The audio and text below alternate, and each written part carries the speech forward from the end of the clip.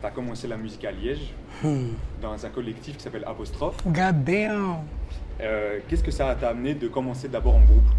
Je vais dire en fait qu'il y a deux composantes. C'est le fait de commencer en groupe et aussi le fait d'avoir commencé du coup la musique, le rap, sur scène. Nous, on a fait plein de concerts dans les maisons de jeunes où il n'y avait personne. Et en fait, ça m'a créé une certaine humilité aussi, tu vois, par rapport à la scène. En fait, il y a une grosse différence entre le studio et la scène. Moi, dès que j'ai commencé avec Apostrophe, c'était en fait faire des morceaux de scène en studio. C'est ça, ça a toujours été ça l'objectif. Parce que le but, quand tu vas en studio, c'est après de proposer les morceaux sur scène. Et donc c'est ça en fait, c'est cette dynamique de dire ok, en fait moi il faut que mes sons, en premier temps, soient faits pour la scène avant qu'ils soient véritablement écoutables en fait sur Spotify. Ton ancien nom c'était Scrave. Pourquoi avoir changé en Ona? Frérot, t'as vu, t'as même galéré à le dire le blaze gros. Qu'est-ce que tu veux que je te dise d'autre? C'était à l'époque où je graffais un peu. Genre Scrave, c'était en mode, tu vois, il y avait le S en majuscule, le A en majuscule, le I et le D qui voulait dire Sade et le Scraven. Donc je dis et j'écris un truc incompréhensible, tu vois. J'ai vite abandonné ce bail-là parce que je parle pas néerlandais. Quand j'écrivais mes textes à l'époque avec Apostrophe, j'avais un dictionnaire à côté de moi. Le but était de trouver les mots les plus compliqués à dire dans mon texte. Je pense que de penser aux pensées, de penser les carences de la pense. What the fuck, mec? Et ça, c'est un de mes débuts de texte, tu vois. Moi, j'ai commencé le rap, du coup, en 2014-2015. Et c'était pas comme aujourd'hui. Dans le sens que nous, c'était quand il y avait un 995 qui commençait vraiment à devenir gros. Et donc, quand tu étais rappeur, tu freestylais dans la rue. Tu devais avoir tous les codes du hip-hop. Tu devais voir tous les classiques des films de hip-hop. Tu devais connaître tes classiques musicaux. J'écoutais beaucoup à l'époque des Medine, des Kerry James, MC Solar, Hippo Kung Fu. Tu vois, plein de gens comme ça qui, en fait, eux, la rime et la complexité du bail. Quand j'ai décidé d'abandonner Scrave, j'ai aussi abandonné cette forme complexe de rap pour me reconcentrer en fait sur quelque chose de beaucoup plus authentique, beaucoup plus centré en fait sur l'échange avec les autres. En fait, il faut savoir que là, avec Ona, je suis tout seul. Mais en fait, on est plein. Tu vois, Ona, c'est pas que moi, c'est toute une équipe, Ovision, du coup, et Dumb et Rocco, du coup, qui sont mes beatmakers. Depuis que je suis tout seul en carrière artiste, en fait, j'ai jamais été aussi accompagné. La Ovision, au départ, c'est les gens qui m'aident à réaliser mes rêves. Mais ce qui s'est passé, c'est qu'en fait, ça a tellement évolué avec Ona que maintenant, on est devenu une agence créative. Du coup, 360 degrés, donc autant dans la publicité que même dans le domaine créatif, où on met en avant des artistes, où on fait des événements, où on crée vraiment plein de choses. On a eu une proposition, du coup, chez Universal. On s'est dit qu'on n'allait pas se lancer directement dedans parce que, en fait, le leverage, donc le levier en fait, qu'on a est trop faible.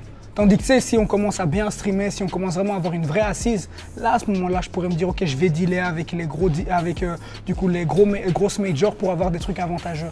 Mais là, pour le moment, on préfère rester en indé. Et moi, je signerai jamais en contrat de licence ou même en contrat artiste parce que je veux absolument avoir une liberté au niveau du coup de ma DA, etc. Tu vois, c'est hyper important pour moi. Ben, notre ville, elle est très chouette, mais en fait, on l'appelle Liège-le-Piège, Talk City. Et donc, en fait, malheureusement, il n'y a pas assez d'infrastructures culturelles aussi pour nous développer. Et donc, à un moment, on doit aller à la capitale. Et donc, ben, je me suis dit, vas-y, on va lier l'utile à l'agréable, aller faire des études ABX parce que j'ai besoin de changer d'air. Et en même temps, du coup, commencer véritablement ma carrière musicale ABX. Et voilà, là, ça commence à payer, donc c'est cool. Je suis très content de l'effervescence qu'il y a autour de LG. Mais voilà, arrêtons le communautarisme où les rappeurs street restent avec les rappeurs street, où les rappeurs un peu plus old school alternatifs restent entre eux. Allions les deux, tu vois. J'espère que Liège va encore aller plus loin. Mais voilà, arrêtez d'avoir votre mentalité de village, les gars. Là, on est ensemble, la vérité.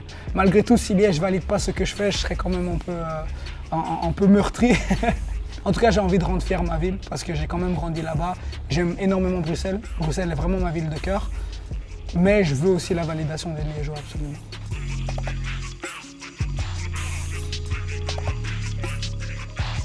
Mon papa écoutait beaucoup de musique africaine, surtout ivoirienne quand j'étais petit. Et en fait, le style de musique comme le morceau Promis c'est vrai que j'ai sorti. C'est vrai,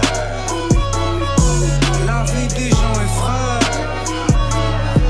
Mais en fait, d'une certaine manière, il s'apparente à un genre musical en Côte d'Ivoire qui s'appelle le zouglou.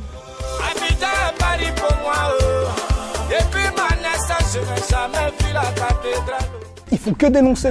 Ils font que dénoncer. En fait, je me suis dit, en fait, C'est peut-être le Zouglou qui m'a influencé en fait depuis tout ce temps. Je me rends compte qu'il y a vraiment l'inconscient qui joue. Mon papa écoutait beaucoup de reggae, tu vois, j'écoutais beaucoup Tiken Jah Fakoly quand j'étais petit, Alpha Blondy, Mayway, tu vois, tous des gens de Côte d'Ivoire.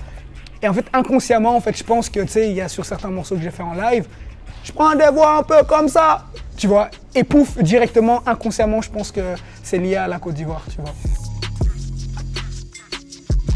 Mon gars, il n'y a pas le choix. Il n'y a pas le choix, je pense. Il faut. En fait, je pense qu'il faut fêter toute revendication de la manière la plus positive possible. C'est tout ce que j'ai à dire.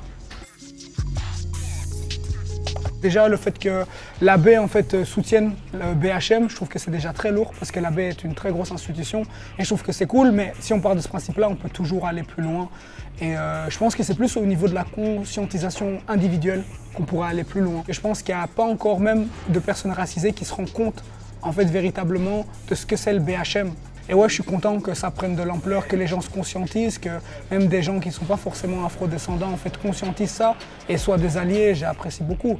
Et si on peut faire aussi ce genre de choses pour que soit, voilà, je le dis pour la Palestine et d'autres nations aussi qui sont meurtries, avec grand plaisir. Aujourd'hui, tu as fait un AB, fin mars, tu fais le Bota Yes. pour la première fois en solo. Qu'est-ce qu'on peut te souhaiter pour la suite encore mieux? Souhaitez-moi pour la suite de toujours garder ma passion aussi intense et ma positivité.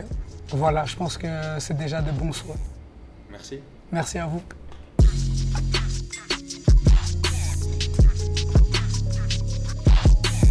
Je suis dead. Mais c'était cool l'interview. T'es chaud, hein? Vous êtes chaud, les gars? Vous avez écrit avec ChatGPT ou quoi?